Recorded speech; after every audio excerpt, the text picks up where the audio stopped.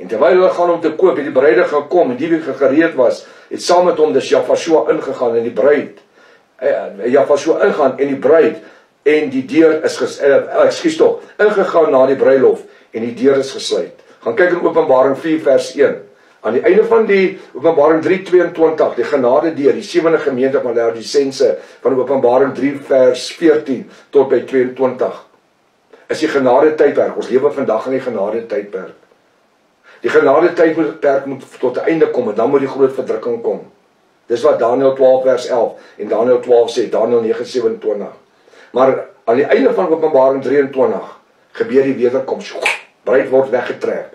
Heilige Gees stoot sy lisensie, dit wat hom teehou. Hy wat die God, die Pontifex, die Maximus, the Vicar of Christ is, die paus, wat vir 1230 dae in die tempel gesit en voorgegee dat hy God is, Jahwe, terwille van Israel offers gebrand. Die bruid word weggetrek, nou word hy geopenbaar as die antichrist. Nie 'n Islamiet nie daar nie. Nie die Islamiet nie, gaan na die skrif toe. Gaan kyk wat sê Openbaring 17 vers 1 tot 8 en Openbaring 13 vers 1 tot 10 en verder aan. So wat sien ons hierso? Aan die einde van Openbaring 23 van die wederkomsplaas. En wat sien ons? Openbaring 4 vers 1. Hierna, net so hard, groot letters, na wat? Na die wederkoms, na, is die deur oop. Hoekom? Dis wat die bruid en die bruidegom in die hemel aangegaan het. En dan sê die Bybel, daai deur word toegesluit. Hulle het ingegaan na die bruilof en die deur is gesluit. Hulle kan nie weer ingaan in die feesmaal van die bruid nie. Jy praat van die trompette. Jy gaan dit mis by die feesmaal van die bruid.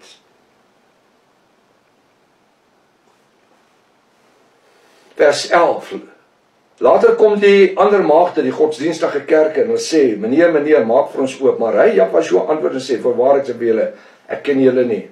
Die woord sê, jy sal sê, Here, Here, in die naam het ek duiwels uitgebreid, en siek is ons rondgemaak.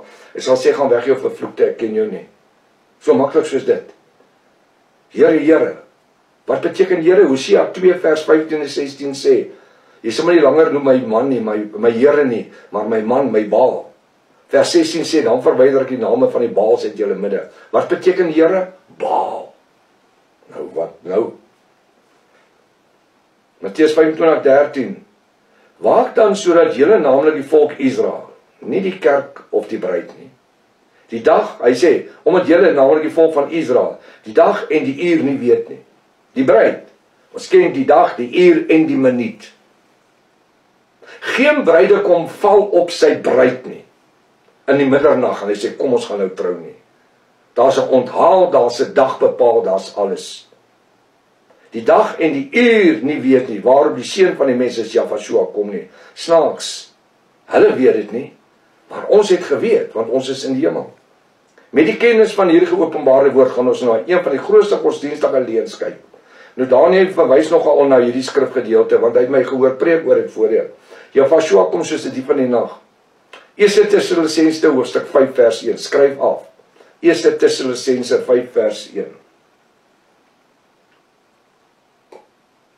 Nou moet jy jou seatbelt vasmaak. 1 Tessalonisense 5 vers 1. Maar oor die tye, nou moet jy luister, geliefdes, maar oor die tye en die geleenthede, broeders. Wie? Broeders. Wie is die broeders?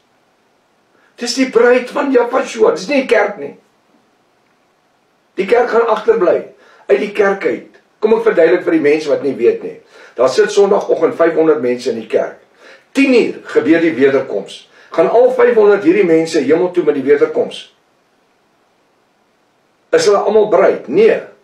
Nee, uit hierdie kerk van 500 is hulle gelukkig as daar 5 of 10 is, wat verander word. 1 Korinte 15 vers 17 tot 58. Uit 'n verheerlikte uit 'n menslike in 'n verheerlikte liggaam, en 'n vleeslike in 'n geestelike liggaam. Jafashua tegemoet in die lig. So die bruid kom uit die kerk uit. Die kerk gaan agterbly, net die bruid gaan hemel toe. Hy sê so in 1 Tessalonisense 5 vers 1, maar oor die tye en die gelede, broeders, het julle nie nodig dat daar aan julle geskryf word nie. Ons het niks nodig dat hulle moet skryf nie. Want julle as bruid van Jafashua weet self baie goed dat die dag van Jafashua kom soos 'n dief in die nag. Prof, kan jy lees? Daar sê hy kom soos 'n dief in die nag. Dit is mos wat meeste protestante kerke, charismatiese kerke en die Rooms-Katolieke kerk glo. Wat glo u? kom hy soos 'n dief in die nag? Wel prof, daar sê hy, want julle weet selfs baie goed, dat die dag van Jahweh kom soos 'n dief in die nag. Vers 3, hou vas. Jy sien, dis waar die pastore en die predikers ophou. Hulle lees nie verder nie. Vers 3, want wanneer hulle, al hierdie godsdienstige instansies, reeds vir meer as 600 jaar verkondig en sê, vrede en veiligheid, dan oorval die skielike verderf hulle, soos 'n baringstoot 'n swanger vrou, en hulle, al hierdie genoemdes, sal sekerlik nie ontvlug nie. Die bruid word nie soos 'n vrou wat swanger skielik oorval nie. Ons het 'n bruilofskleed wat gereed gemaak is, ons is geonderdompel in die naam van Jahweh tot vergifnis van ons sonde. Ons is wedergebore uit water en uit die Ruach HaKodesh. Maar julle broeders, nou luister wat sê hy. So hy praat met die broeders, maar oor die tye in vers 1, broeders, het jou nie nodig dat eintlik geskryf word nie. Nou verduidelik hy, kom soos 'n dief in die nag. Vir wie? Vir Israel.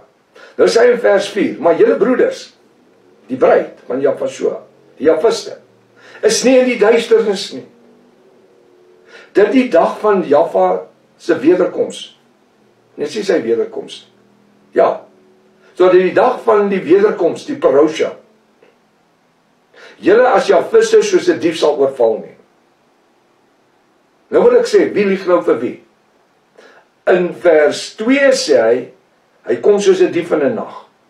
Maar in vers 4 sê hy, maar julle broeders, die bruid van Jahweh, is nie in die duisternis nie. Dat die dag van die wederkoms of die parousia, nie die harpazo nie.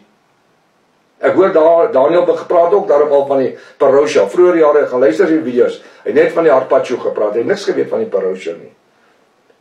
Maar dat die dag van die wederkoms parousia, julle as Jahwiste soos 'n dief sal oorval nie.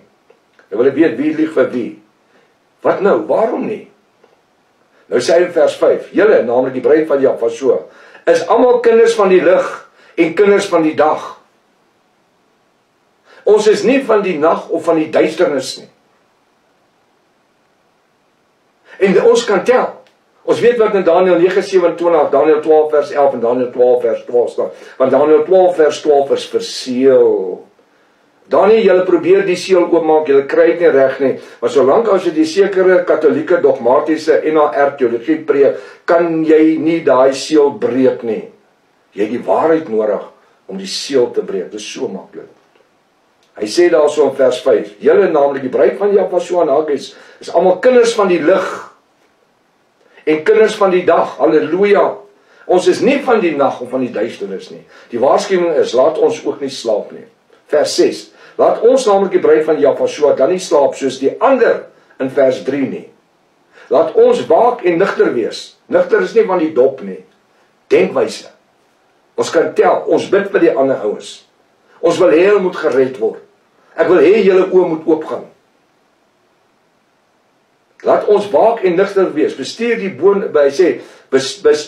die bonatuurlike geopenbare woord en kom tot die volle waarheid en kennis van sy woord.